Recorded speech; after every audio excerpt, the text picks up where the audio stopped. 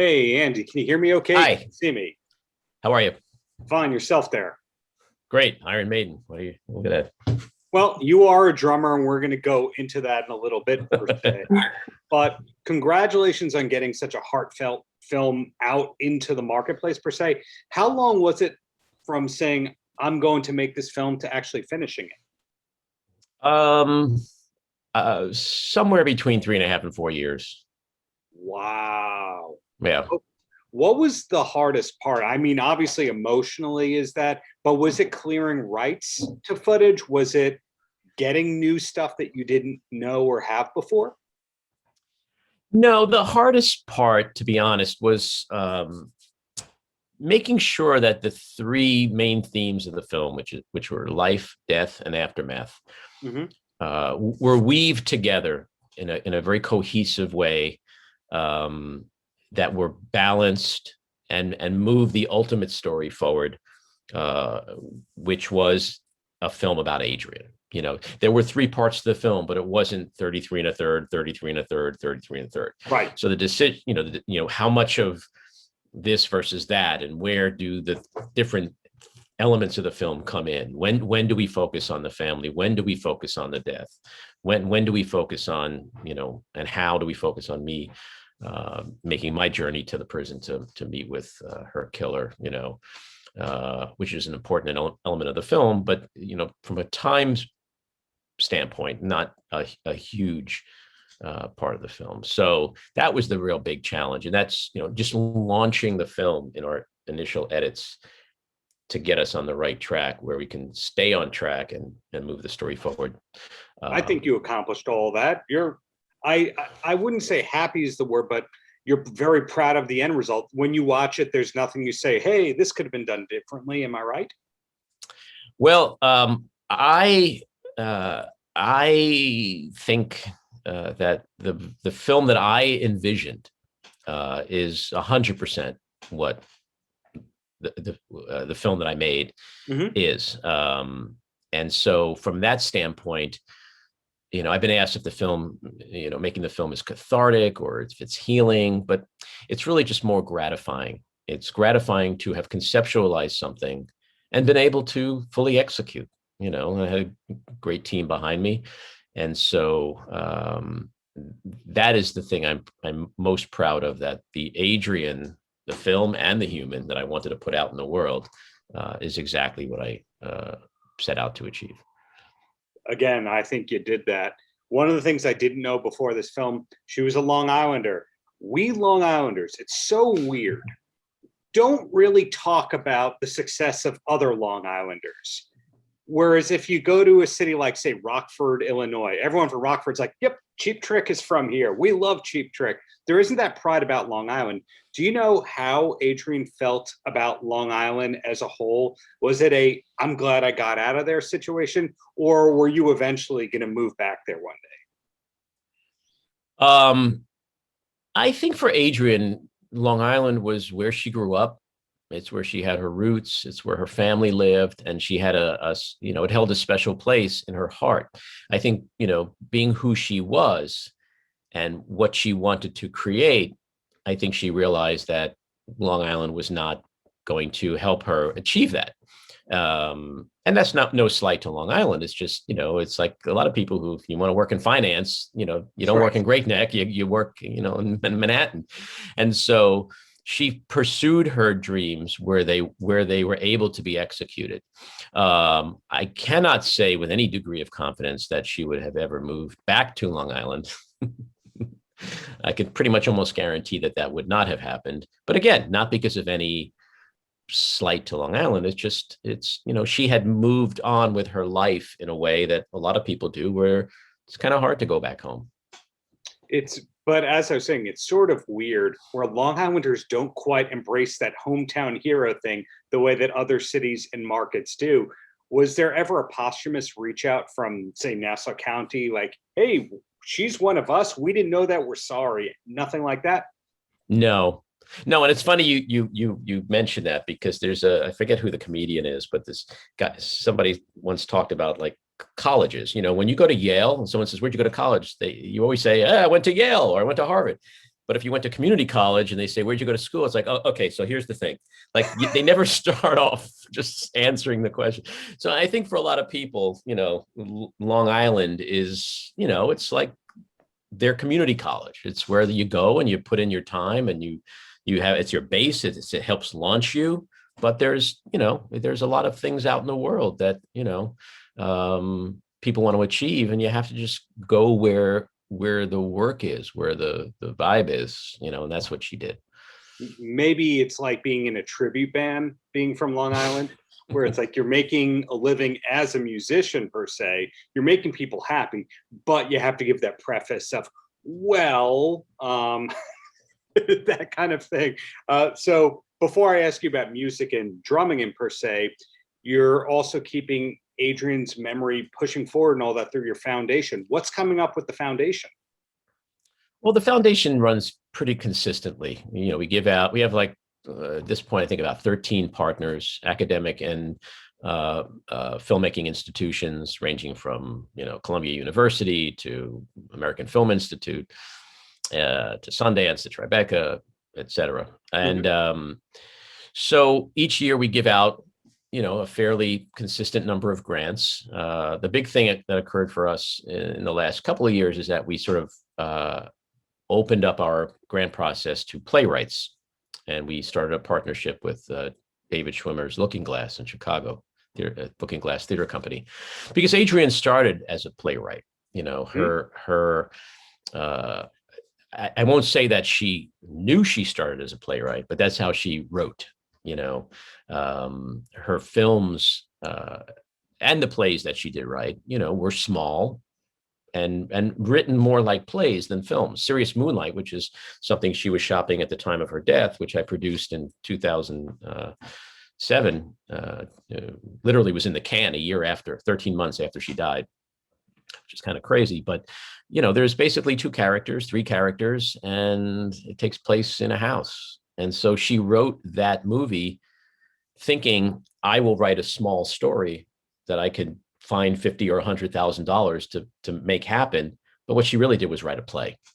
And so one of the things I want to do at some point soon, which I've been working on sort of as a sideline over the years, is to produce that as a play, because it would be an amazing play. And I've done readings with it. We did a reading with Paul Rudd and Juliana Margulies a couple of years ago as the lead characters, and it was fantastic. So the foundation is pretty much a turnkey operation. It's designed. It was originally established to support women filmmakers, but now on some level also supports playwrights. Like you, the foundation gets things done that it says it's going to get done. How about that? I'll take it. And going back to the music and drumming thing, your Twitter bio, that's easy to say, says drummer in there. You posted a great Charlie Watts tribute. You posted a couple days ago about Get Back on Disney Plus per se. Were you in bands? Are you in a band? No, it's one of life's great regrets that I never joined a band or never became a rock star, which is, I guess, every male's regret. But no, drumming is an outlet. Over the years, I found that a lot of people, especially those who are in business, which I was for many years, yes, have creative outlets.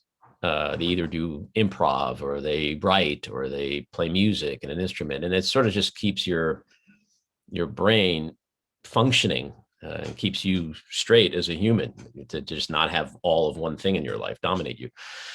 Over the years, I did realize that, that was probably more of what I should have been doing with my whole life. But, when your parents tell you that drums are too loud and you'll never get a drum set, as long as you're living in this house, which is something Ringo Starr's parents probably never told him, kind of makes it hard to do that until you get to a point where you can have your own house or apartment and get your own drum set. And so for me, it's just an outlet. So at the peak of Bilardi, Ostroy, there wasn't a Paul Allen-like situation where you had a band on call? No, you've done your homework. That's good.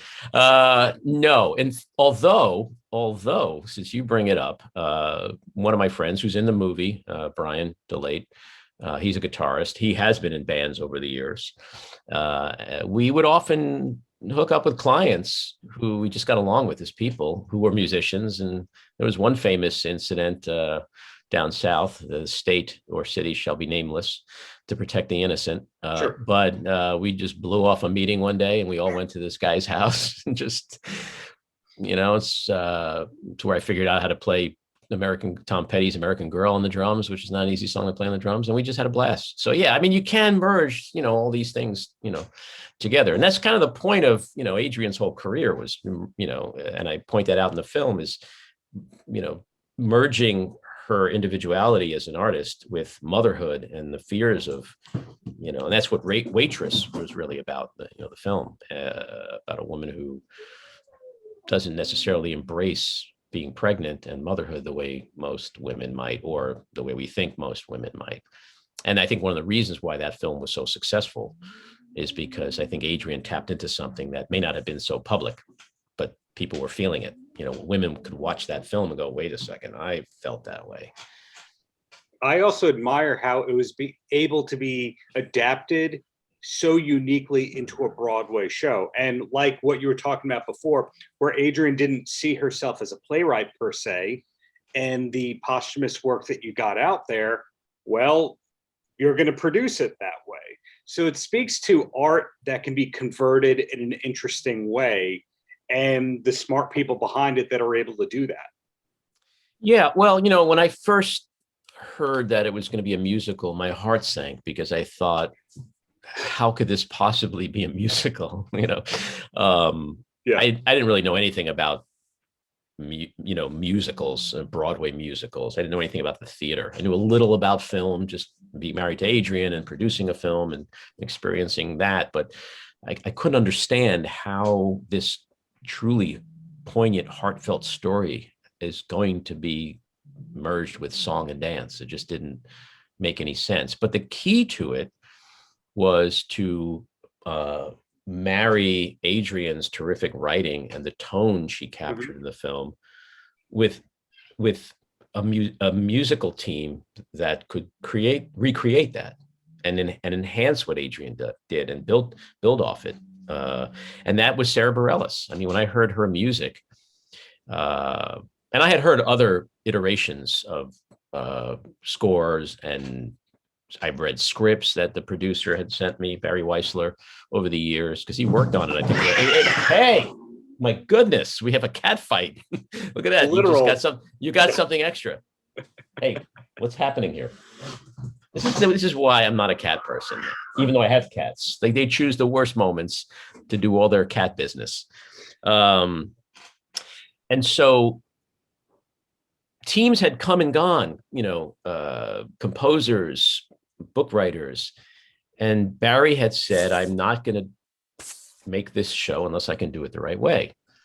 And I really started to believe him after a while, because I would see well-known people, award-winning composers come and go, and like he's waiting to, and when Sarah Bareilles came around and I heard her music, and because the first song I heard was she used to be mine. I was just floored. It was a moment where I literally can hear Adrienne's voice in my head go, that's it. That's my musical. And then they cast Jessie Mueller. That's kind of an interesting story, where I had seen Beautiful, Carole King musical, the night before I had a meeting with Barry. And every time I would have a meeting with Barry, I'd say, how's the casting going? And on this particular day, he said, I said, because I have somebody who I think would be great. And he goes, who's that? And I said, Jessie Mueller. And he looked at his colleague, Brett, and they both kind of had a chuckle on their face. And Barry said, well, this is not public yet, but we signed with her this morning. Oh, small world. Yeah. And but if you were in that period of time and you knew that there was a musical going to be made about Waitress, and you knew they were casting, and then you happened to see Beautiful and you saw Jessie Mueller, it's like, and you knew, and you had Sarah's music in your head already, because you knew that existed. I was like, she's the one. She's the one. So, to his credit, Barry figured that out too. So So it was you amazing. said She's the One, and you mentioned playing American Girl by Tom Petty before. Does that mean that She's the One, the Broadway musical, will be produced by you in the near future? No. Good question though. And so having Sarah's music and Jesse cast, it was like, this show is going to be huge. It was impossible for me not thinking that. And so it's no surprise that it was a huge success. Well, I look forward to whatever is coming from you in whatever form, even if there is not hard rock drumming in it. So seriously, thank you for your time, Andy, and keep it up. Thank you. And go Long Island and Iron Maiden. Paltrocast.